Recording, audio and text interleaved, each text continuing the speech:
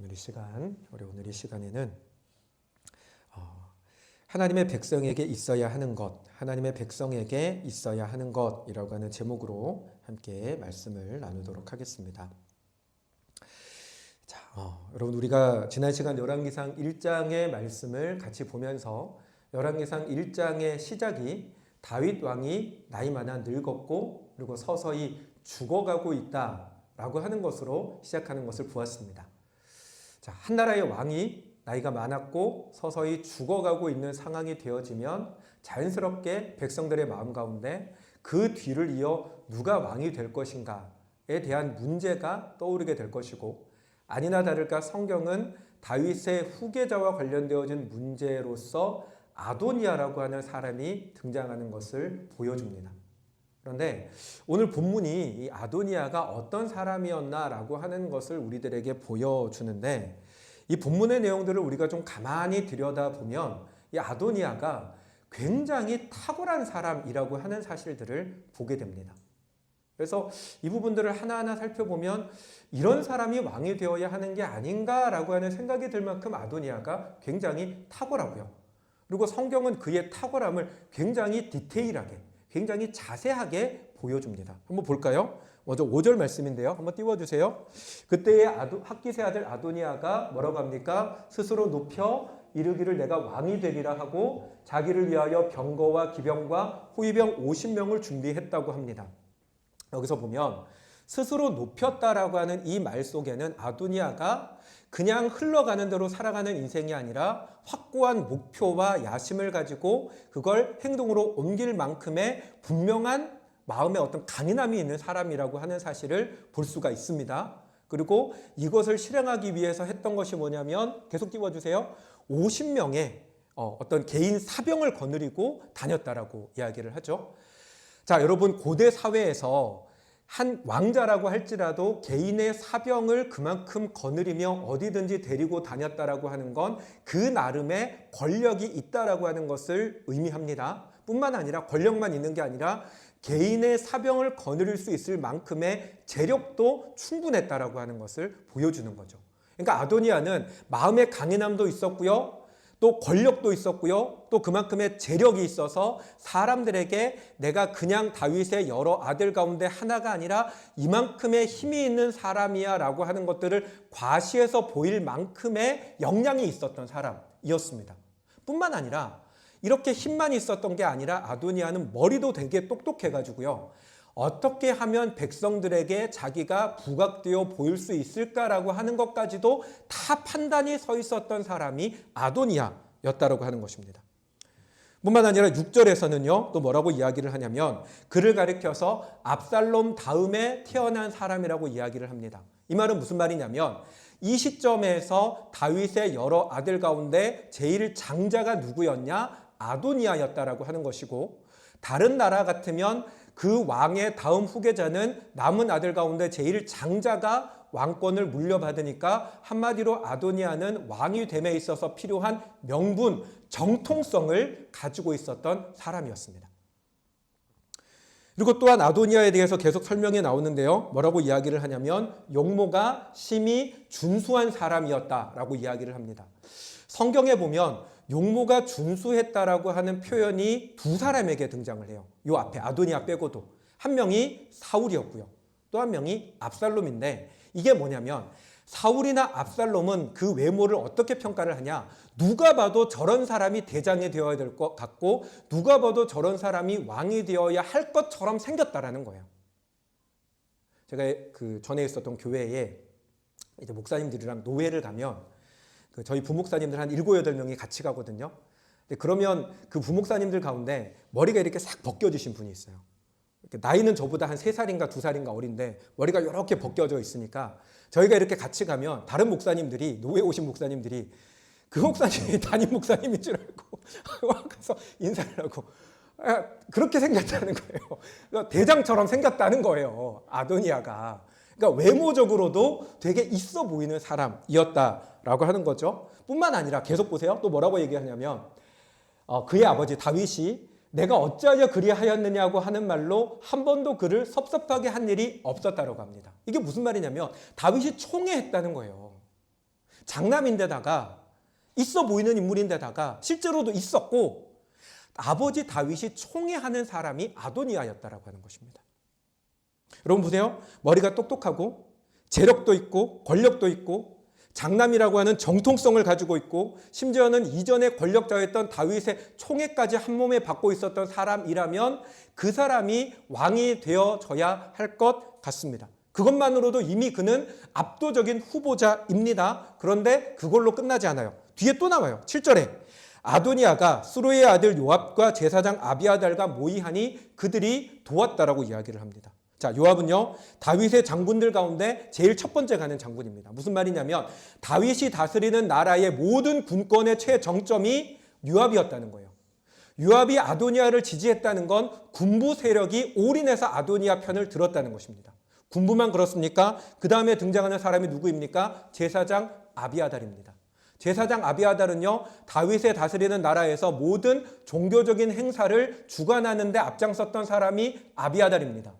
아비아달이 아도니아를 지지했다는 건 종교계가 전반적으로 아도니아를 지지하고 있었다는 것입니다. 거기서 끝나지 않아요. 9절. 아도니아가 잔치를 엽니다. 넘어가 주세요. 9절에 아도니아가 잔치를 엽니다. 그런데 그 잔치에 참여하는 사람들이 누구입니까? 송아지를 잡고 왕자, 곧 자기의 모든 동생. 이 사람들은 어떤 사람들입니까? 아도니아의 경쟁자들이어야 하는 사람들입니다. 왕권에 있어서. 그런데 아도니아의 경쟁자가 될 수 있는 동생 왕자들이 일찌감치 경쟁에 대한 모든 마음을 내려놓고 전적으로 아도니아를 지지하고 있었습니다. 뿐만 아니라 왕의 신하된 모든 유다 사람들, 그러니까 다윗 때에 다윗을 섬겼던 신하들의 거의 태반이 아도니아를 지지하고 있었다는 것입니다. 여러분, 만약에 이런 사람이 대통령 후보로 나온다면 권력도 있고 재력도 있고 인물도 대통령감처럼 보이고 이전 대통령과 친밀해가지고 총애를 받고 있고 나라의 유력한 사람들이 전부 다 아도니아를 지지하고 그 사람을 지지하고 그뿐만 아니라 국민들의 신망까지도 다 얻어가지고 있는 사람이 대통령 후보로 나오면 100% 그 사람이 당선이 될 것입니다. 아도니아에 대한 이와 같은 기록들은요, 그가 정말로 탁월한 사람이었다라고 하는 걸 보여줍니다. 그리고 다른 나라였다면 이 아도니아가 분명히 왕이 되었을 것입니다. 그런데 이스라엘에 있어서는 이 아도니아가 왕이 될 수가 없었습니다. 여러분, 성경이 이 아도니아에 대해서 이와 같은 탁월함을 보여주는 이유는 이와 같은 사람이 왕이 됐어야 됐는데 못 돼서 아쉽다라는 마음을 표현하려고 하는 것이 아니라 이만큼이나 탁월했던 사람임에도 불구하고 그는 절대 왕이 되어서는 안 된다라고 하는 걸 보여주기 위해서 이와 같은 내용들을 보여주고 있습니다. 왜요? 그에게는 이스라엘의 왕이 되기에는 가장 중요한 한 가지가 빠져 있었기 때문입니다. 그게 뭐냐? 바로 하나님이 빠져 있었다라는 것입니다. 여러분, 아도니아의 대단함은요, 지금까지 본 것으로 끝나지 않아요. 더 있습니다. 그게 뭐냐면 아도니아는 보통 사람이, 여러분, 어떤 사람이 인물도 잘났고 돈도 많고 권력도 있고 사람들이 다 좋아하는 사람이면 그 사람 가운데 그래도 우리 마음 가운데 뭔가 흠이라도 하나 있기를 바라잖아요. 그러면서 생각할 때 그 마음 가운데 성격이 뭔가 좀 이상하거나 그러기를 우리는 은근히 바랍니다. 그래야 저 같은 사람도 좀 살죠. 그런 마음이 있기를 바라는데 아도니아는 성격에 있어서도 정말로 완벽했어요. 여러분, 아도니아의 마음 가운데 그와 같이 모든 것들을 다 가지고 있는 사람이 뭔가 그래도 좀 미지근하게, 뭔가 좀 우유부단하게 결정을 못 내리고 망설이는 그런 모습들이 있으면 하는 마음이 있는데 아도니아는 그런 것도 없었어요. 그는 자기가 뭐를 해야 되겠다라고 생각을 하면 언제 해야 될지 정확하게 파악하는 판단력과 판단한 대로 움직이는 실행력이 가득했던 사람인데 그게 뭐냐면 그게 9절 말씀에 등장을 합니다. 오늘 9절 말씀을 보면 그가 자신의 지지자들과 함께 잔치하는 장면이 등장을 하는데요. 그런데 이 잔치의 장면을 두고 학자들은 뭐라고 이야기를 하냐면 이게 아도니아가 사람들을 불러 모아가지고 우리 편 다 모여라 그래서 단합대회 한 게 아니라 일종의 즉위식을 했다라고 학자들은 이야기를 합니다. 무슨 말이냐면 여기 다시 한번 말씀을 띄워주세요. 여러분, 아도니아는 유다 지파입니다. 아버지 다윗도 유다 지파입니다. 유다 지파는 다른 나머지 11지파를 압도할 만큼의 강력한 영향력을 가지고 있는 힘이 있는 지파여서 그 유다 지파만으로도 사실은 왕을 세울 수 있는 사람들이었어요. 그래서 다윗도 원래 전체 이스라엘의 왕이 되기 이전에 유다 지파에서 먼저 왕으로 선출이 되어서 그래서 7년 동안 유다 지파의 왕으로 있다가 사울이 죽고 나서 전체 이스라엘의 왕이 되잖아요. 자, 오늘 본문에 보면 학자들은 왕의 시단의 유다 모든 사람이라고 하는 부류를 어떤 식으로 이야기를 하냐면 다윗의 여러 신하들 가운데 유다 사람들, 유다 출신 사람들을 말하는 게 아니라 유다 지파 전체를 가리킨다고 이야기를 합니다. 그러니까 무슨 말이냐면 지금 이 자리에 유다 지파 사람들 전체가 모이고 왕자들이 다 모여서 이 자리에서 아도니아의 즉위식을 거행하고 있다고 하는 거죠. 아버지 다윗이 유다 지파의 왕이 먼저 되고 그 뒤에 전체 이스라엘의 왕이 된 것처럼 유다 지파의 왕으로서 먼저 아도니아가 임명이 되고 그 이후에 이와 같은 절차에 따라 전체 이스라엘의 왕이 되기 위한 즉위식을 거행하고 있다는 것입니다. 그렇게 본다면 아도니아는 아버지 다윗이 죽고 나서 자신에게 왕위를 물려줄 때까지 기다리지 않고 아버지 다윗이 더 이상 어떤 것도 하지 못하는 상황이 되니 괜히 경쟁자가 될 수 있는 솔로몬에게 왕위를 빼앗기느니 한 발 앞서서 반역을 저지르기 위해 즉위식을 거행하고 있었다고 하는 거죠. 그런데 여러분, 이 즉위식의 장면에서 우리가 주목해서 봐야 되는 건 이것이 왕의 즉위식이라면 반드시 있어야 되는 한 가지가 빠져 있는 것을 봅니다. 그게 뭐냐면 기름 부음의 의식이 없다라고 하는 것이죠. 여러분, 기름 부음은요, 이스라엘의 왕이 되기 위해서는 반드시 있어야 하는 절차입니다. 왜냐하면 이스라엘 왕은 자기가 잘났다고 해서 그냥 왕이 되는 게 아니라 하나님께서 그 사람을 왕으로 임명하셔야 되거든요. 하나님이 그 사람을 왕으로 택하시고 하나님이 그를 인정하셔야 그래야 이스라엘의 왕이 될 수가 있습니다. 그것을 상징하는 절차가 기름 부음의 절차입니다. 그런데 이 자리에 기름 부음에 대한 이야기가 전혀 등장하지 않습니다. 심지어 이 자리에는 제사장인 아비아달이 있음에도 불구하고 이 자리 어디에도 기름 부음의 모습은 보여지지 않습니다. 그리고 이와 같은 것은 아도니아도 그렇고 아비아달도 그렇고 그와 함께한 무리 가운데 누구도 이 기름 부으심을 중요하게 생각하지 않고 있다라고 하는 것을 보여줍니다. 다시 말하면 그들은 하나님이 인정하는 것, 하나님께서 함께 하시는 것, 하나님께서 그들 가운데 임하시는 것을 전혀 필요로 하지 않았던 사람들이라고 하는 것입니다. 여러분, 머리가 좋고 인물이 잘나고 유력한 사람들과 친하고 영향력 있는 사람이 되는 건 우리 모두가 다 바라는 것입니다. 그리고 그런 것들은 세상을 살아가는 데 있어서 굉장히 유용한 것들입니다. 하지만 그게 아무리 많이 있어도 정작 하나님이 빠지면 그 모든 것들은 아무런 의미가 없습니다. 왜요? 하나님은 단순한 관념이 아니거든요. 단순한 철학적인 이념이 아니거든요. 하나님은 살아계시고 실존하시고 실제로 세상을 다스리고 계시기 때문입니다. 그리고 하나님의 백성이라고 하는 것도 하나님에 대해서 많이 알고 입으로 하나님에 대한 이야기를 많이 하는 사람이 하나님의 백성이 아니라 하나님의 살아계신 것을 믿으며 그 다스림에 순종하는 사람들이 하나님의 백성이기 때문입니다. 그런데 하나님의 백성이라고 하는 자들이 무언가를 하면서 하나님을 빼고 한다? 입으로는 하나님의 백성이라고 이야기를 하면서 중요한 일에서는 하나님을 배제한다? 그건 입으로는 하나님을 믿는다라고 이야기를 하지만 실제로는 하나님을 전혀 믿고 있지 않는 것입니다. 아도니아와 그 무리들이 가지고 있었던 문제점이 바로 여기에 있었다라고 하는 거죠. 여러분, 이 사람들은요 모두 다 이스라엘의 백성들입니다. 아도니아는요 하나님의 백성들인 이스라엘의 왕이 되려고 하는 자고, 제사장 아비아달은 하나님의 백성들을 바르게 이끌어야 할, 신앙적으로 바르게 이끌어야 할 위치에 있는 사람이 아비아달입니다. 또 다른 무리들 역시 모두 다 하나님의 백성이라고 하는 이스라엘 사람들입니다. 그런데 그런 자들이 하나님을 배제하고 모든 것들을 행했다는 건 실상은 그들이 하나님의 백성이라고 불려질지 모르지만, 자처할지 모르지만, 그러나 그들의 마음속에는 하나님이 없는 하나님의 백성이 아니었다라고 하는 것입니다. 여러분, 사람의 마음은 우리 속에 있어서 보여지지 않습니다. 하지만 사람의 행동은 그 사람의 마음의 어떠함을 보여주는 거울과도 같습니다. 무슨 말이냐면 그 사람의 행동을 보면 그 사람의 마음이 어떠한지를 알 수가 있다는 것입니다. 입으로 백날 믿음을 이야기를 해도 그 사람의 행동 속에서 하나님이 보여지지 않고 하나님과 함께하는 것이 보여지지 않고 하나님을 우선하는 것이 보여지지 않는다면 그 사람의 믿음은 가짜거나 믿음이 뭔가 심각하게 잘못되어져 있다는 것을 증명한다는 것입니다. 여러분, 우리도 마찬가지입니다. 여러분, 구약시대의 하나님의 백성이 이스라엘 사람들이라면 오늘날 하나님의 백성은 우리 그리스도인들입니다. 그렇기 때문에 우리는 모든 것에 있어서 하나님을 우선해야 되고 모든 일에 있어서 하나님과 함께 해야 합니다. 하나님과 함께 한다는 것이 무엇입니까? 그건 코람데오입니다. 우리가 살아가는 모든 삶의 자리에서 하나님이 나를 보고 계시다는 하나님의 눈을 의식하고 그 눈을 의식하며 매일매일의 삶을 살아가는 게 하나님과 함께하는 것입니다. 하나님을 우선한다는 게 무엇입니까?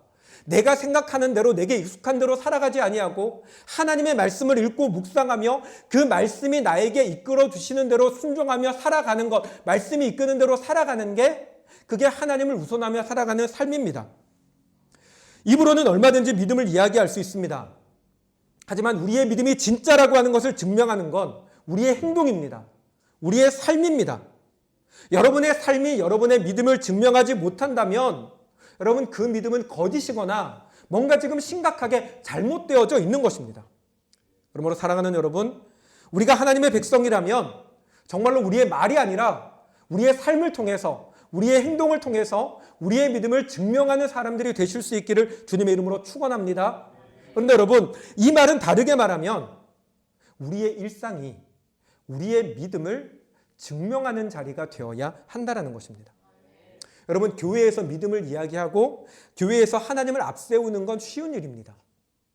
교회까지 온 사람들이, 예배까지 드리고 있는 사람들이 그 예배의 자리에서 하나님을 배제하거나 하나님을 의식하지 않고 살아간다는 건 사실은 쉽지 않습니다. 근데 그런 사람도 있기는 하더라고요. 그런 사람도 있기는 한데 이게 보통은 쉽지가 않은 일입니다. 그런데 일상의 자리는 다릅니다. 일상의 자리는 하나님을 놓치고 살기가 너무 쉬운 장소입니다.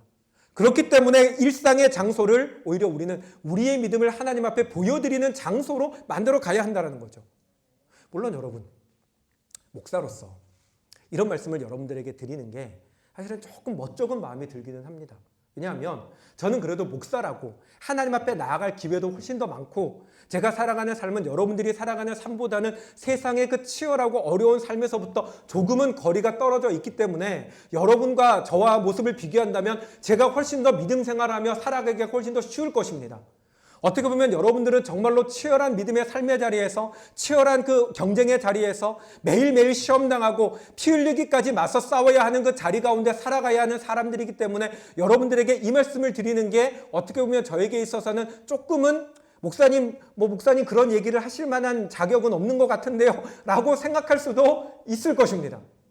하지만 그럼에도 불구하고 여러분, 우리가 분명히 깨달아야 하는 건 하나님의 뜻이 그렇다는 것입니다.